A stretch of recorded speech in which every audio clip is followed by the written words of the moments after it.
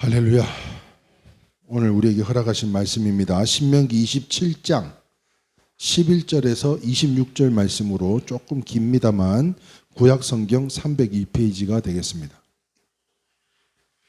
신명기 27장 11절에서 26절 말씀으로 구약성경 302페이지가 되겠는데요. 자, 경계표. 이 경계표는 신약에서 신약이 아니라 개역 개정에서 나오는 말씀을 표기가 되어 있는 거고요. 개역 한글에는 지계표라고 표시가 되어 있어서 이렇게 제목을 정해봤습니다. 제목 한번 읽어보고 오늘 우리에게 허락하신 말씀 함께 봉독하도록 하겠습니다. 오늘 제목이 뭐라고요? 경계표를 옮기지 말라. 지계표를 옮기지 말라라는 제목으로 함께 은혜의 말씀 나누도록 하겠습니다. 다 찾으신 줄 알고 못 찾으신 분들은 앞에 자막을 보시면서 함께 합독합니다. 시작. 모세가 그날 백성에게 명령하여 이르되 너희가 요단을 건넌 후에 시므온과 레위와 유다와 이사갈과 요셉과 베냐민은 백성을 축복하기 위하여 그리 심산에 서고 루벤과 갓과 아셀과 스불론과 단과 납달리는 저주하기 위하여 에발산에 서고 레위 사람은 큰 소리로 이스라엘 모든 사람들에게 말하여 이르기를 장색의 손으로 조각하였으나 부어 만든 우상은 여호와께 증하니 그것을 만들어 은밀히 세우는 자는 저주를 받을 것이라 할 것이요 모든 백성은 응답하려 말하되 아멘 할지니라. 그의 부모를 경홀히 여기는 자는 저주를 받을 것이라 할 것이요 모든 백성은 아멘 할지니라. 그의 이웃의 경계표를 옮기는 자는 저주를 받을 것이라 할 것이요 그 모든 백성은 아멘 할지니라. 맹인에게 길을 잃어 하는 자는 저주를 받을 것이라 할 것이요 모든 백성은 아멘 할지니라. 객이 나고 송사를 억울하게 하는 자는 저주를 받을 것이라 할 것이요 모든 백성은 아멘 할지니라. 그의 아버지의 아내와 동침하는 자는 그의 아버지의 하체를 드러냈으니 저주를 받을 것이라 할 것이요 모든 백성은 아멘 할지니라. 짐승과 교합하는 모든 자는 저주를 받을 것이라 할 것이요 모든 백성은 아멘 할지니라. 그의 자매 곧 그의 아버지의 딸이나 어머니의 딸과 동침하는 자는 저주를 받을 것이라 할 것이요 모든 백성은 아멘 할지니라. 장모와 동침하는 자는 저주를 받을 것이라 할 것이요 모든 백성은 아멘 할지니라. 그의 이웃을 암살하는 자는 저주를 받을 것이라 할 것이요 모든 백성은 아멘 할지니라. 무죄한 자를 죽이려고 뇌물을 받는 자는 저주를 받을 것이라 할 것이요 모든 백성은 아멘 할지니라. 이 율법의 말씀을 실행하지 아니하는 자는 저주를 받을 것이라 할 것이요 모든 백성은 아멘 할지니라. 아멘. 어느 나라든지 지켜야 될, 해야 될 법이 있고요. 어느 나라든지 하지 말아야 될 법이 있다는 거예요. 만약에 해야 할 일을 하지 않거나 하지 않아야 할 일을 하게 되면 응분의 벌이 따르기 마련인데요. 그런데 오늘 본문이 기록되어 있는 구약 신명기 27장에 이스라엘 역시 마찬가지였습니다. 그래서 하나님께서는 모세에게 무려 40일 동안을 금식시키면서 몇 가지의 율법을 주셨냐면 613가지의 율법을 주셨어요. 40일 동안 금식하는 동안에 율법을 전해주셨는데 그것이 바로 꼭 지켜야 될 것. 그것 중에 613가지가 율법을 주셨는데 그 중에 248개는 꼭 해야 될, 지켜야 될 율법이고 그 중에 365가지는 하지 말아야 할 율법을 전해주셨다는 거예요. 그래서 모세는요, 세상을 떠나기 전에 이스라엘 백성들을 모아놓고 가나안 땅에 들어가서 해야 할 일을 가르치고 있었습니다. 그리고 그 가나안 땅에 들어가거든 그리심산과 에발산 사이에 백성들을 모아놓고 오늘 본문에 기록된 것처럼 11가지 저주의 율법을 다시 한번 선포하라고 말씀하고 있는 거예요. 그 이유가 무엇인가 하면 그때 그 당시에 그것은 가장 범하기 쉬운 죄였기 때문이라는 거예요. 오늘 본문에 기록된 이 11가지를 다시 선포하게 하신 것은 가장 넘어지기 쉬운, 가장 범하기 쉬운 죄였기 때문이라는 것입니다. 우리가 흔히 그런 이야기 하잖아요. 사람이 꼭 넘어지고 쓰러진데 또 쓰러진다고 이야기하는 것처럼 가장 범하기 쉬운 그런 범죄였기 때문에 그런 많은 율법들 가운데 이 11가지만을 다시 한번 백성들에게 선포하게 하셨다는 것입니다. 그 중에 오늘 본문 신명기 27장 17절에는요. 아까 이렇게 기록이 되어져 있습니다. 같이 한번 읽어보겠습니다. 시작. 그의 이웃의 경계표를 옮기는 자는 저주를 받을 것이라 할 것이요 모든 백성은 아멘 할지니라 하신 말씀을 가지고 오늘 우리가 함께 은혜의 말씀을 나누고자 하는데요. 사랑하는 성도 여러분, 제목이 아까 뭐라고요? 경계표를 옮기지 마라. 지계표를 옮기지 마라. 그럼 이 지계표, 개역 한글에서 말하고 있는 지계표와 개역 개정에서 말하고 있는 이 경계표가 무엇이냐는 것입니다. 지계표와 경계표. 같은 이야기인데 이것이 무엇인가 잘 모르실 것 같아서 그래서 한번 찾아봤습니다. 같이 한번 읽어봅니다. 시작. 토지의 경계를 나타내는 표식으로 사용되며 주로 불이하게 남의 땅을 침범하거나 경계를 옮기는 행위를 금하는 의미로 이렇게 사용되고 있는데요. 성경은 이러한 행위가 어떤 행위냐면 바로 남의 땅을 침범하거나 또는 경계를 옮기는 이러한 행위는 매우 엄중하게 다루고 있다는 것을 성경은 기록하고 있다는 것입니다. 그렇습니다. 논과 밭의 경계나 소유권을 표시하기 위해서 세워놓은 경계석, 바로 그것이 지계표, 경계표를 옮겨서는 안 된다는 것인데요.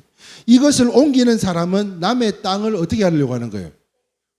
내 땅은 요만큼인데 내가 조금 더 차지하겠다고 요 땅의 경계선을 요만큼 늘려놓는 거나 마찬가지인 것은 이와 같이 옮기는 사람은 남의 땅을 뺏으려는 도둑질이나 다름이 없지 않냐는 것입니다. 도둑질이나.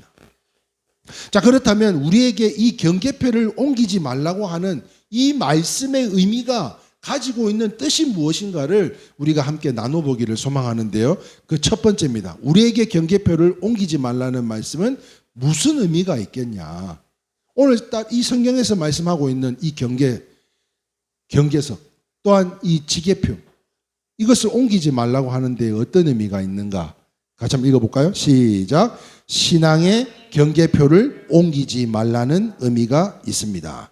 자, 사랑하는 성도 여러분, 오늘 우리는 하나님으로부터 부름받아 순종하여 나온 오늘 이 자리인 줄 믿으시면 아멘입니다.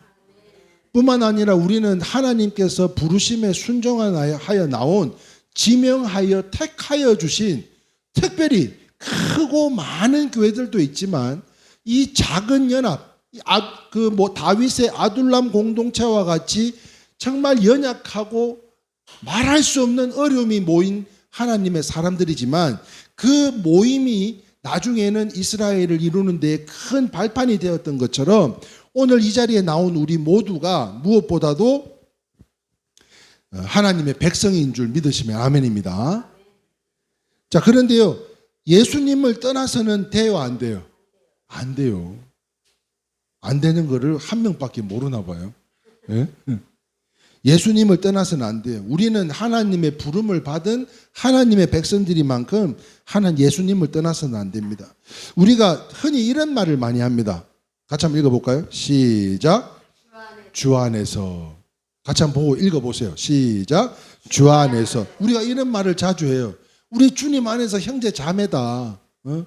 네 아픔이 내 아픔이고 내 아픔이 네 아픔이고 우리가 주 안에서 한 몸이다. 한 공동체다. 이런 말씀을 많이 하는데 그 말씀 안에는 무엇을 의미하고 있습니까? 예수를 떠나서는 안 된다는 것을 내포하고 있다는 것입니다. 그러므로 만약에 이 공동체를 떠난다든지 또한 그 믿음 가운데 떠난다든지 근데 그 모든 떠남은 예수 그리스도를 위한 떠남이기를 주님의 이름으로 축원합니다. 왜냐하면 베드로전서 2장 9절 말씀 한번 볼까요? 같이 한번 읽겠습니다. 시작. 그러나 너희는 택하신 족속이요 왕같은 제사장들이요 거룩한 나라요 그의 소유가 된 백성이니 이는 너희를 어두운 데서 불러내어 그의 기이한 빛에 들어가게 하신 이의 아름다운 덕을 선포하게 하려 하심이라. 할렐루야. 그러므로 하나님 말고 다른 신을 섬기면 안 되는 거예요. 그 어떤 것도 우상화가 되면 안 되는 것입니다. 그렇게 하다가는 영원히 버림받을 수 있다는 것을 우리가 기억해야 되겠지 않겠냐는 것입니다. 혹은 하나님을 멀리하고 세상을 가까이해서는 안 되는 거죠. 세상을 가까이하면 오늘 성경 본문 말씀처럼 경계표, 이 지계표를 옮긴 것과 같다는 것입니다. 그러므로 사랑하는 성도 여러분, 우리가 지난 시간 동안 얼마나 많이 함께 울고 함께 웃었습니까? 우리가 신앙의 공동체로 크고 작은 사건 속에 상대방이 아파하면 그 아픔이 내 아픔이냐? 왜냐하면 한 몸이니까요. 한 지체니까요. 아멘이세요? 그런데 어제 예식장을 가는데요. 그렇게 우리가 함께 한 목소리를 내며 찬양하며 가는 곳마다 선교하고 어려운 곳을 찾아가고 함께 손잡고 기도하고 그렇게 사역을 감당했던 함께 우리 했던 동역자들이었잖아요. 그런데 진짜 오랜만에 만난 분들은 어떤 분들 누구라고 이야기를 하지 않습니다. 제가 장례 4번, 결혼식 2번을 쫓아다녔는데 눈이 마주쳐도 아는 척을 안 하더라고요. 내가 마음이 너무 아팠어요. 그것 때문에 그랬는지 어제 뷔페에서 내가 2접시밖에 안 먹었거든요. 2번째 먹으려고 하는데 뭐가 속이 안 받아. 그때부터 막 오바이트가 쏠리는데요.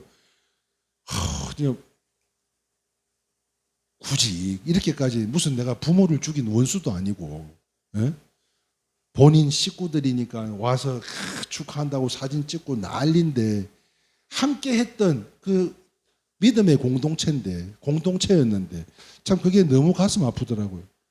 그러고는 가슴을 아프고 딱 뒤로 돌아섰는데 보자마자 그냥 인사도 없이 악기 좀 팔아달라고 왜 연락 안 주냐고 그러는데 내가 무슨 악기를 팔라고 무슨 가게를 차려 놓은 것도 아니고 인사도 없이 보자마자 악기부터 팔아달라 그러는데 참 우리 교회 성도들은 밖에 나가면 이러지는 않겠지. 막 너무 신경질이 나고 짜증이 나더라고요. 그래도 우리가 한솥밥을 먹었던 함께 연합했던 공동체였는데 그런 모습들을 보니까 너무 안타깝더라고요. 하나님을 멀리하고 세상을 가까이 하면 안 되는 것이요. 세상을 가까이 하면 경계표를 옮긴 것이기 때문에. 신명기 17장 16절 말씀에요. 이런 말씀이 있습니다. 그는 병마를 많이 두지 말 것이요 병마를 많이 얻으려고 같이 읽겠습니다. 그 백성을 애굽으로 돌아가게 하지 말 것이니 이는 여호와께서 너희에게 이르시기를 너희가 이후에는 그의 길로 다시 돌아가지 말 것이라 하셨음이며 하셨습니다. 여기서 애굽은요 세상을 이야기하는 거죠. 세상 제약으로 돌아가서는 안 된다는 말씀을 말씀하고 있는 것으로 사랑하는 성도 여러분 그렇습니다. 우리 성도가 철저히 세상만 배격을 해도 복을 받는 줄 믿으시면 아멘입니다. 세상하고 절단만 해도 복을 받아요. 내가 믿음의 공동체 안에서 뭘 안 하고 그냥 우리 강 권사님처럼 저 자리에 그냥 지켜주시고자 지금 뭘 하고 있는 게 아니고 그냥 와서 앉아 있어 주는 거예요. 그런데 있어 주는 것만으로도 이게 뭘 해서가 복을 받는 게 아니고 내가 세상과의 절단을 통해서 내가 복이 임한다는 것입니다.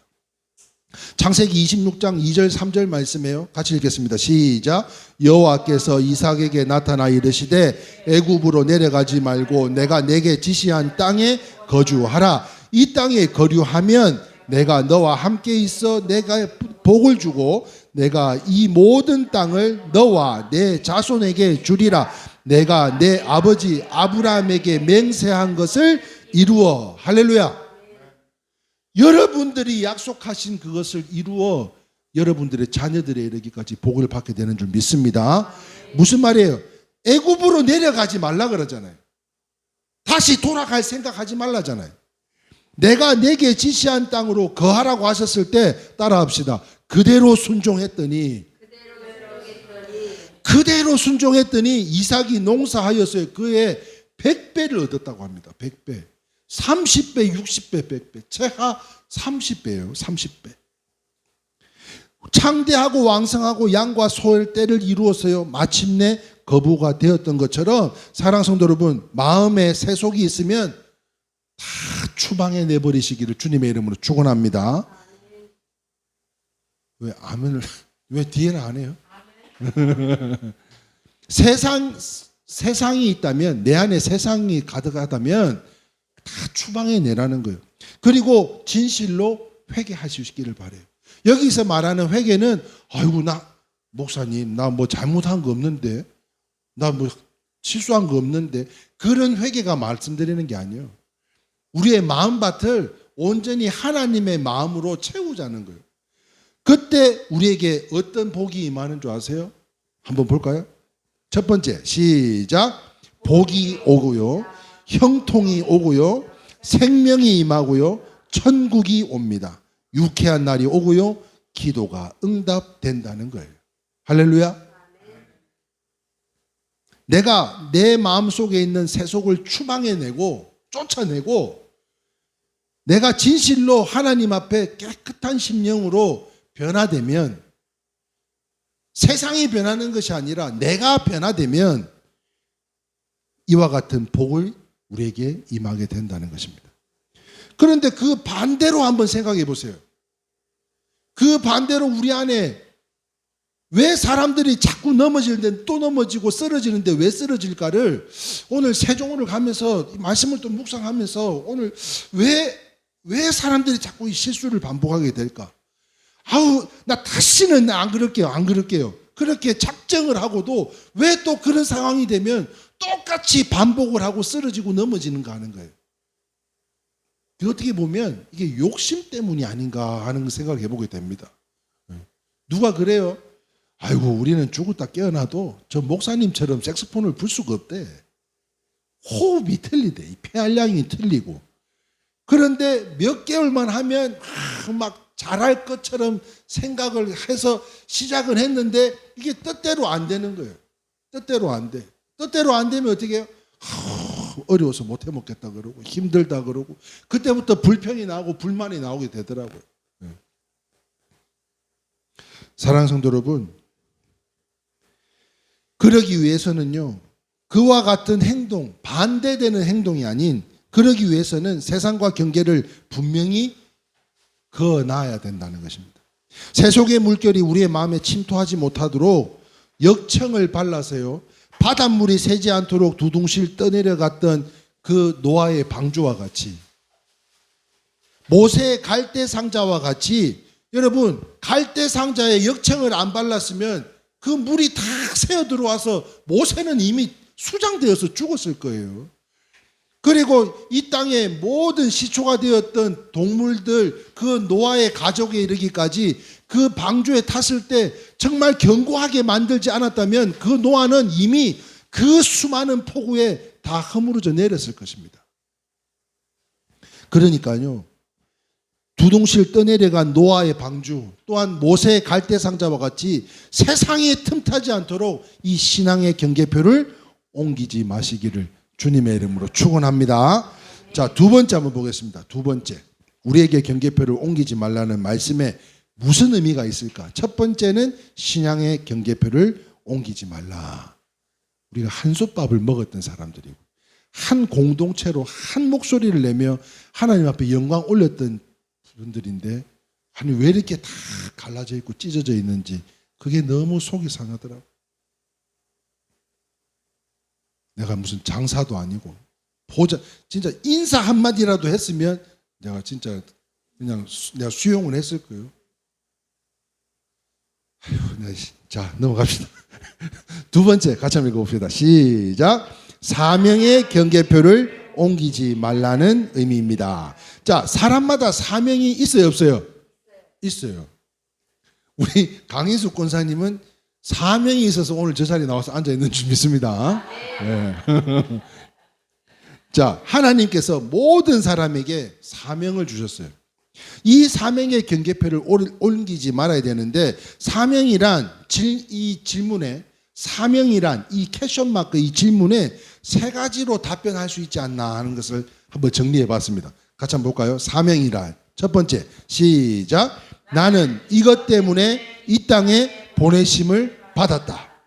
두 번째요. 나는 이것 때문에 산다. 세 번째요. 나는 이것 때문에 죽을 수 있다. 바로 이것이 사명인 거죠. 사명. 바울을 한번 볼까요? 바울은요, 복음 증거가 자기 사명이고 하나님께로부터 모태부터 자기를 복음 전도자를 불렀다고 고백하고 있습니다. 그리고 사도행전 20장 22절에서 24절 말씀에는요, 복음 때문에 살며 복음을 위해 생명을 안기지 않겠다고 결단하고 고백하고 있는 내용이 있는데요. 한번 볼까요? 사도행전 20장 22절에서 24절입니다. 시작.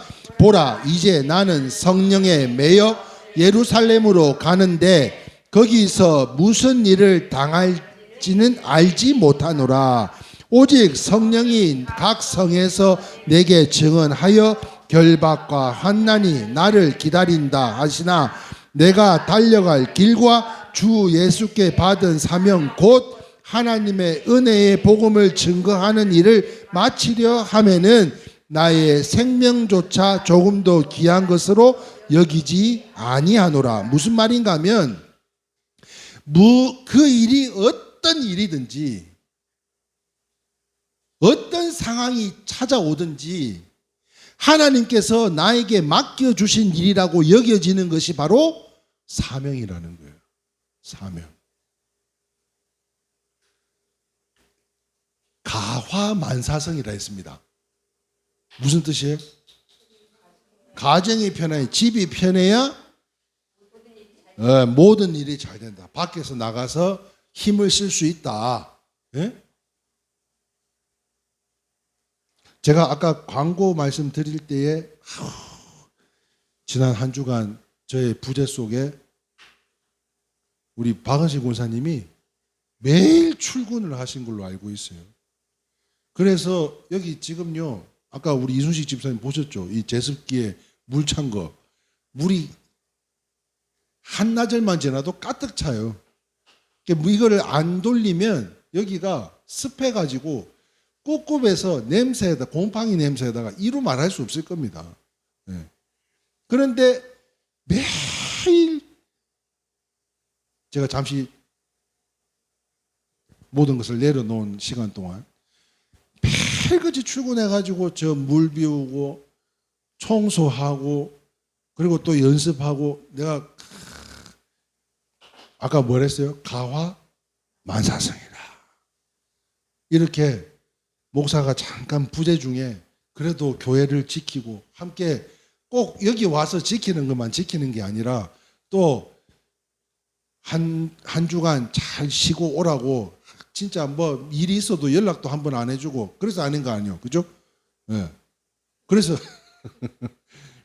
그렇게 연락 없이 함께 하나 되어 주신 것만으로도 얼마나 감사한지 몰라요. 아까 분명히 광고 말씀에 이 이야기를 해야 되는데 왜 안 하지 하실 수도 있었을 것 같아요. 네. 그런데 이 말씀을 드리려고 하는 거예요. 이 말씀을. 하나님께서 나에게 맡겨주신 일이라고 여겨지는 것. 이게 뭐라고요? 사명이라고 그랬잖아요. 제가 카톡으로 좋은 걸 보내주는 사람들이 몇 명이겠습니까? 저한테. 진짜 많아요. 어떤 분은 하루에도 아침 먹고 뭘 보내시고 점심 먹고 또 보내주시고 그게 막 영상 뭐부터 시작해가지고 그림 별의 게 다 와요. 그래서 그분은 무음으로 해놨어요. 무음으로. 너무 보내시니까. 그렇다고 보내지 말라고 할 수는 없고. 그런데 우리 이태병 집사님은요.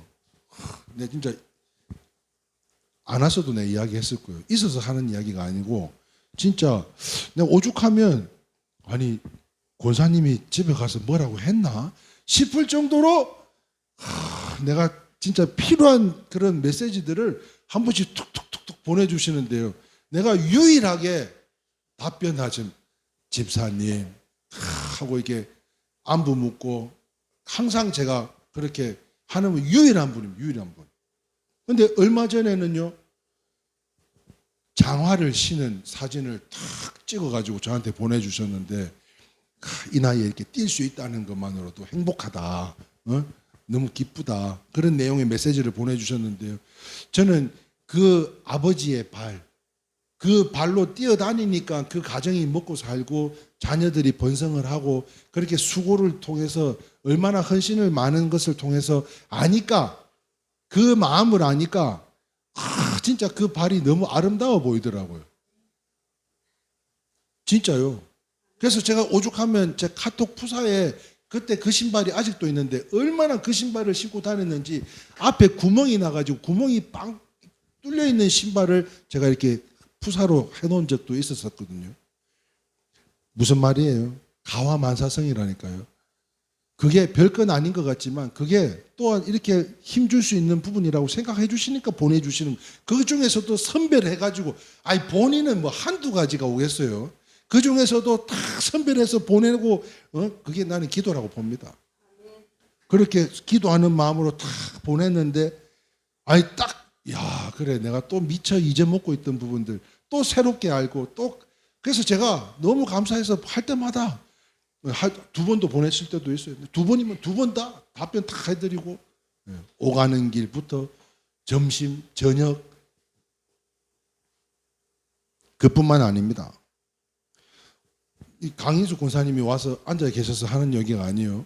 안 좋은 소식이 하나 있어요.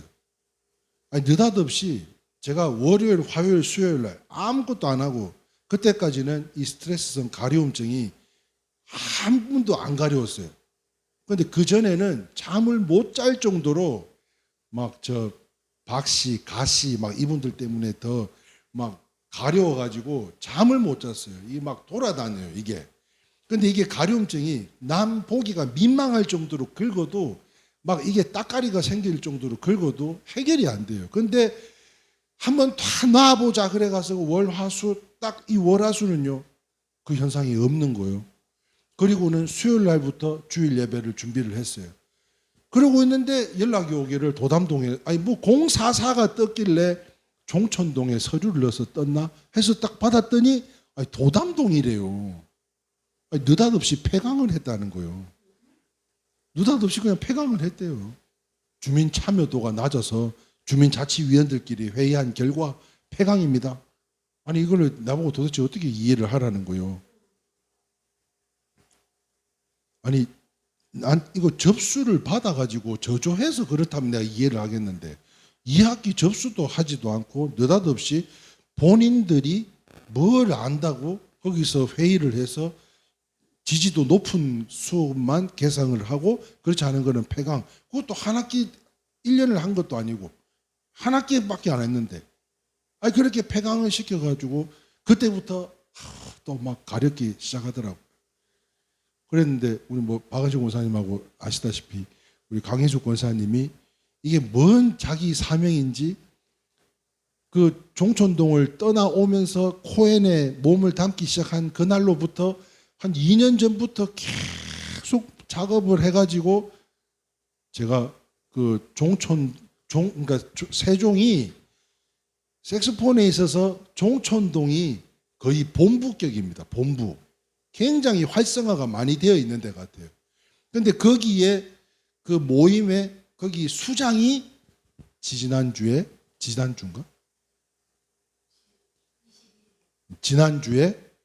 저분이 모시고 찾아와가지고 본인들 단체를 좀 맡아주셨으면 좋겠다고. 그렇게 해서 제가 흔쾌히 수락을 했습니다.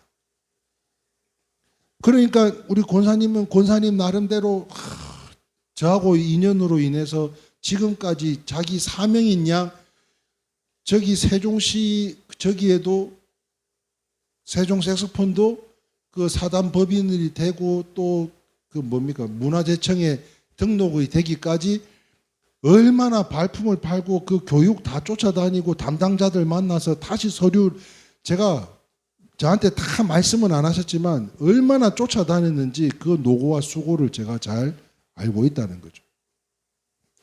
사랑하는 성도 여러분, 가화만사성이라니까요. 이렇게 옆에서 사이드로 함께 묵묵히 굳은 일, 아니 세종에서 매일같이 여기 출퇴근하는 게 쉬운 일이 아닙니다. 예? 이거 뭐라고 이거 물 비우고 이거 안 비워도 누가 뭐라고 할 사람도 없어요. 그런데 이거 매일같이 와서 물 비우고 가주시지, 청소해 놓지, 예?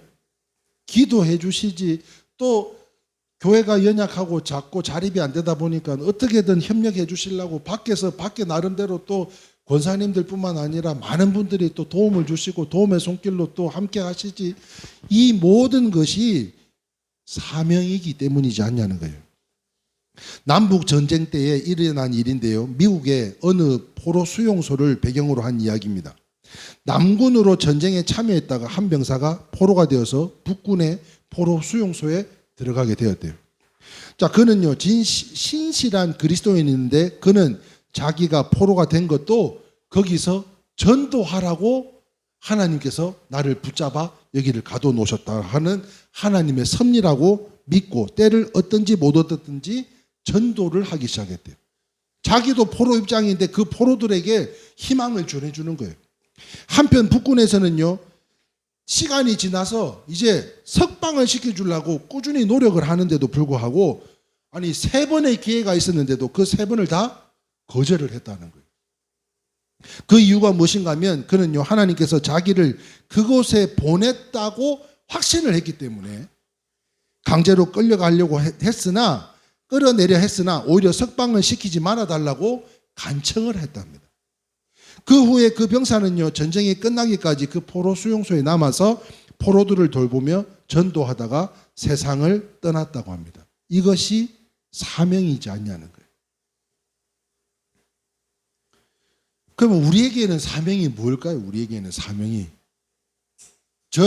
저는 한번 생각해 봤어요. 저는 어떤 사명이 있을까? 지금이라도 큰 교회에 들어간다 그러면 받아주지 않을까요? 뭘 아멘이요? 예? 제가 여기 접고 말이지 큰 교회에 제가 들어가겠다고 하면은 받아줄 데가 없겠어요? 갈 데는 많아요. 그런데 이 지하에 냄새나는 지하 공간, 아까 우리 이순식 집사님이 여기는 냄새가 안 나는데 지하를 내려올 때는 항상 이 좀 곰팡이 냄새가 나는 것 같다고. 맞아요. 근데 이 제습기를 안 돌리면 지금 여러분들이 와서 예배 드리는 데에 곰팡이 냄새 맡아가면서 예배를 드려야 된다니까요. 그거를 하지 않기 위해서 제가 했던 그 수고를 우리 권사님이 해주셨던 거라고요. 그럼 저는 이기래교회가 사명이지 않냐는 거예요. 이기래교회가. 필리핀에요. 대통령 막사이사이라고 하는 이 대통령이 아버지가 땜쟁이였답니다. 땜쟁이. 아들이 대통령이 되었어요. 늙어서 아버지를 궁궐로 모시려 가려 했는데 아버지는요. 그냥 나는 내가 하던 일을 하면서 죽고 싶다. 내가 거기 가면 못 산다. 그러면서 끝내 평생 땜쟁이로 일하다가 죽었다고 합니다. 이것도 넓은 의미로 보면 어떠면 사명이지 않냐는 것을 생각해 보게 되는데 아버지로서의 그 빗물 가득한 곳에 장화를 신은 그 아버지로서의 사명, 또 어머니로서의 사명. 정말 이 집에요 둘만 있다가 셋이 있다가 넷이 되니까요 빨래 세탁기가 쉬지를 못해요. 막 수건 막 요거 한번 싹 닦고 탁 던져 놓죠. 저는 이거 싹 닦은 거 물이 배어 있어도 그거 갖고 몸 닦고 다 하는데 요놈들은 그냥 한번 쇠수건 꺼내가 딱 갖다 넣고, 그 사모님이 세탁기가 실 여각 없이 그냥 계속 돌아가는 것 같아요. 그런데요, 그러한 사명을 감당하지 않고 막 밖으로 막 싸돌아다니고 막 빤쓰고 뭐 양말이고 막 집구석 널려 있다고 한번 생각해 보셔봐. 예? 아내와 남편으로서의 사명도 일종의 사명이지 않냐는 것입니다. 사명은 각자 다르지만 은사 따라 용도가 다 있더라는 거예요. 그런데 말입니다, 이 자기 사명의 지기표를 옮기면 안 되는 거죠. 그만두어서도 안 되고 소홀히 해서도 안 된다는 거예요. 만약에 내가 아버지가 해야 될 일을 엄마가 대신하고 대신 엄마가 해야 될 일을 아버지가 대신한다, 이러면은 뭔가 이 오류가 생기지 않냐고요. 하나님께서 원하지 않으시는데 옮겨서 고생한 사람들이요 무지하게 많이 있습니다. 그 대표적인 인물이 우리가 잘 아는 요시입니다. 요시. 요시 아시죠? 요시? 네. 하나님께서 원하지 않으시는데 옮겼다가 지게표, 경계표를 옮겼다가 고생한 사람, 어떻게까지 고생을 해요? 물고기 뱃속에 들어가 가지고 스올을 스올이 뭐라고요? 지옥이라고요. 지옥을 경험했던, 그리고는 회개한 나머지 3일 만에 야 뱉어, 그랬더니 물고기가 싹 뱉어나서 살아났다는 거 아니에요. 그 대표적인 인물로 요나는요 자기 감정에 따라 이 사명을 소홀하여 경계표를 옮겼다가 풍랑을 만났던 사람, 그 중에 대표적인 사람이라는 거예요. 그뿐만 아닙니다. 가룟 유다는요 돈 욕심 때문에, 세상 사람들 중에 돈 욕심 없는 사람은 없는 것 같아요. 그런데 이 돈 욕심 때문에 이 사명의 경계표를 옮겼다가 죽었습니다. 그러므로 사랑하는 성도 여러분, 자기 사명에 철저해야 하는데요, 그것이 나에게 복인 줄 믿으시기를 주님의 이름으로 축원합니다. 아멘. 자, 마지막 세 번째 한번 보겠습니다. 우리에게 경계표를 옮기지 말라는 말씀의 의미가 무슨 의미인가? 같이 읽겠습니다. 시작. 한계의 경계표를 옮기지 말라는 의미입니다. 자, 경계표는 자기 땅의 한계를 의미하는 표라고 말씀드렸습니다. 그 한계를 넘으면 그것은 도둑이 되고 사기가 된다고 이야기를 했어요. 우주 역사상의 최고의 죄는 누가 지었을까요? 첫 번째 죄, 최초의 죄, 누가 지었을까요? 아담과 하와라고 이야기할 줄 알았습니다. 네. 아닙니다. 천사 루시퍼라고 하는 사람. 루시퍼. 천사 루시퍼가요 반란을 일으켜요. 하나님의 피조물인 천사들 중에 천사장이었던 게 이 루시퍼입니다. 그런데 이 루시퍼가 경계표를 넘었어요. 왜 그랬을까요? 자기가 하나님처럼 되고 싶어서요. 하나님께 반란을 일으켰던 것입니다. 이조 시대 때 일어난 일인데요, 왕이 민정시찰을 나가는데 아무도 왕을 왕으로 알아보는 이가 없었다고 합니다. 민정시찰을 나가는데 막 보디가드들을 데리고 나간 게 아니고 그냥 일상에 있는 평민들과 같이 변장을 하고 나갔는 거예요. 그래 어디 나갔는데 어느 마을에 청년을 만났는데, 아니 이 청년이 대단한 거예요. 지혜롭기가 비상한 거예요. 그래서 이 왕이 물었습니다. 야, 너 만약에 왕이 너에게 면장을 시켜준다면 너 어떻게 할 수 있겠어? 할 수 있지, 할 수 있지. 야, 그러면 너 왕이 말이야 군수 시켜준다면 할 수 있겠어? 아우, 나 할 수 있지, 할 수 있지. 야, 왕이 너 시장 시켜줘도 할 수 있겠어? 할 수 있지. 이렇게 계속 묻다가 그러면 너 왕 시켜줄 수 있으면 할 수 있겠어? 그때 이 청년이요 그 질문을 한 사람을 많이 쳐다보면서 막 화를 내기 시작했습니다. 무섭게 노려보기 시작했어요. 그리고는 참다가 뺨을 팍 하고 올려쳤다는 거예요. 나보고 왕을 반역하라는 소리냐고 왕을 뺨을 쳤다는 거예요. 왕은요 뺨이 무지하게 아팠지만 그 청년의 말에 큰 감동이 받았답니다. 그 후에 청년은요 궁중으로 불러서 큰 벼슬을 주었다고 하는데, 그렇습니다. 경계표를 넘지 않는 청년의 아름다운 모습 때문이지 않았냐 하는 것인데요. 말씀을 정리합니다. 사랑하는 성도 여러분, 하나님께서 정해주신 경계표를 넘으면 파멸과 죽음이 있습니다. 비극이 있어요. 그렇다면 무엇보다도 따라합시다. 교만하지 맙시다. 네, 사랑하는 성도 여러분, 교만하면 하나님께서요 물리치더라고요. 제껴놔요. 하나님께서 호세아를 통해서요 이런 경고를 하셨습니다. 같이 한번 읽어보겠습니다. 마지막으로 호세아서 5장 10절입니다. 시작. 유다 지도자들은 경계표를 옮기는 자 같으니 내가 나의 진노를 그들에게 물같이 부리라. 사랑하는 성도 여러분, 경계표라는 것은요 이렇게 무서운 것입니다. 그러므로 오늘 성경 말씀은 우리에게 말씀하시기를 말씀 밖으로 나가지 말라고 이야기를 하고 있어요. 그것이 바로 하나님의 경계표를 말씀하고 있는 것으로요. 그러므로 한번 따라합시다. 우리 모두 예수 안에서 살고, 여러분 교회를 떠나는 것은 있을 수도 있습니다. 교회를 떠나는 것은 있을 수가 있어요. 그러나 그 떠남이 예수 그리스도를 위한 떠남이면 얼마든지 축복하며 떠나보낼 수 있는 것이죠. 그런데 무엇보다도 교회를 이야기하고자 하는 것이 아니라 우리가 함께 한솥밥을 먹던 믿음의 공동체, 정말 함께 울고 함께 울었던 그런 믿음의 공동체였다는 것을 잊지 말아달라는 거예요. 정말 힘들고 아파할 때 서로가 내 아픔인 양 함께 끌어안고 울며 기도했던 그 시간들, 또한 행복하고 즐거운 소식이 있으면 그것이 내 자식의 내 소식인 양 함께 즐거워하며 연합하며 함께 기뻐했던 그 순간들을 잊지 말아달라는, 그런 경계표를 옮기지 말아달라는 것입니다. 두 번째 따라합시다. 사명 안에 살고. 그렇습니다. 우리에게 우리의 부르신 대로 부름에 순종하여 나온 자리인 만큼 그 사명에 작은 굳은 일에도 순종하며 살아가는 저와 여러분들이 다 되기를 소망하고요. 마지막으로 세 번째입니다. 자기 한계 안에서 사는, 시작.